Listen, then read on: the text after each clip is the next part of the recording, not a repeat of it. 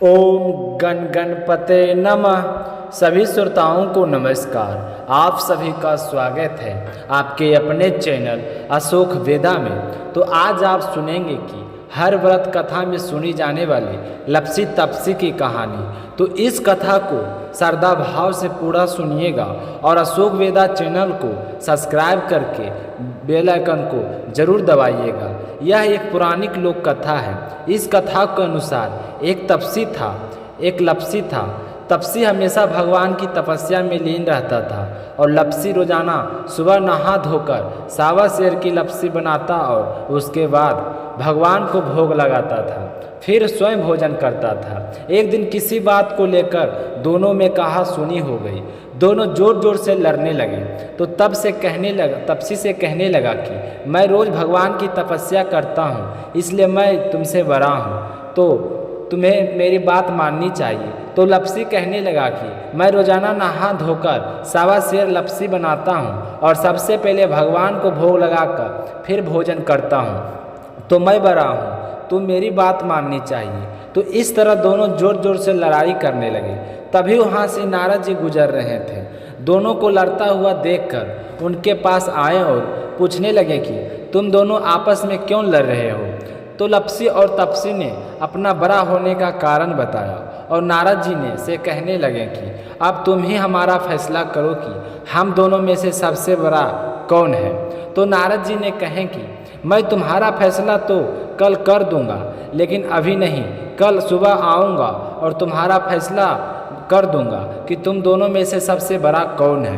तो दोनों ने कहा ठीक है। दूसरे दिन सुबह हुई तो लपसी और तपसी नहा धोकर अपनी रोजाना की भक्ति करने लग गए। तो नारद जी ने छुपकर 1.25 करोड़ की अंगूठी उन दोनों के आगे रख दी। तो तपसी ने जैसे ही उस अंगूठी को देखा तो चुपचाप उठाकर अपने पैरे के नीचे दबा ली। लेकिन लपसी की नज़र अंगूठी पर पड़ी, लेकिन उसने ध्यान नहीं दिया।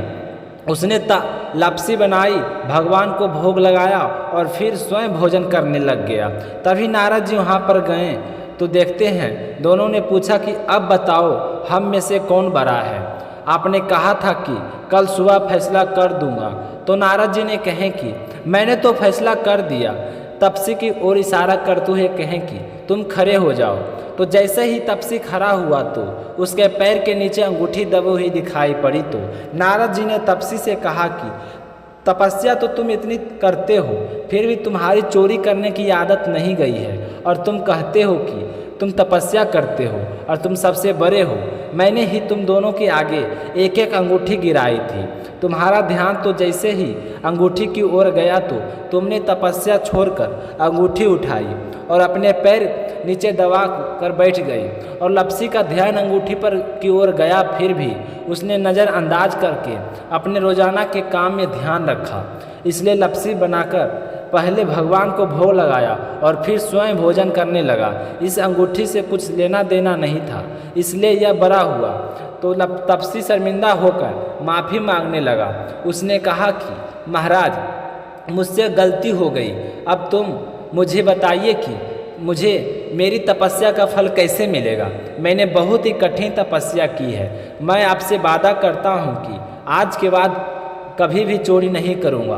तो तपसी की बात सुनकर नारद जी कहने लगे कि घर पर जब भी रोटी बनाई और गाय को कुत्ते की रोटी नहीं बनाए तो वह फल तुझे मिलेगा। अगर कोई ब्राह्मण को भोजन करवाकर उसे दक्षिणा नहीं देगा तो उसका फल भी तुझे ही मिलेगा। अगर कोई सूट साड़ी तिप्स किसी को हम दान में देते हैं और ऊपर वाहन स्वरूप कुछ रुपये नहीं देंगे तो उसका फल भी तुझे मिलेगा। अगर कोई दिया से दिया जलाए तो उसका फल भी तुझे मिलेगा। अगर कोई व्रत रखकर सारी कहानी सुन ले और लपसी तपसी की कहानी ना सुने तो उस व्रत का फल भी तुम्हें मिलेगा। कहा जाता है कि उसी दिन से हर व्रत कथा के साथ लपसी तपसी की कहानी कही और सुनी जाती है। कहानी सुनकर कहना चाहिए लपसी का फल लपसी को मिले, तपसी का फल तपसी को मिले। हमारी पूजा, हमारे व्रत का और हमारी कहानी का पुण्य फल हमें मिले। चौथ माता, हे गणेश जी भगवान, कथा कहने में सुनने में अगर कोई भूल चूक हो गई हो तो क्षमा करना। यह थी चौथ व्रत का सुनी जाने वाली पुरानी कथा। उम्मीद करता हूँ आप लोगों को ज़रूर पसंद आई होगी। इस कथा को हर महीने संकट चौथ व्रत में सुन सकते हैं। तो ऐसे ही सुंदर और पुराण कथाओं के लिए अशोक वेदा चैनल को सब्सक्राइब जरूर कीजिए। आप सभी का बहुत बहुत धन्यवाद।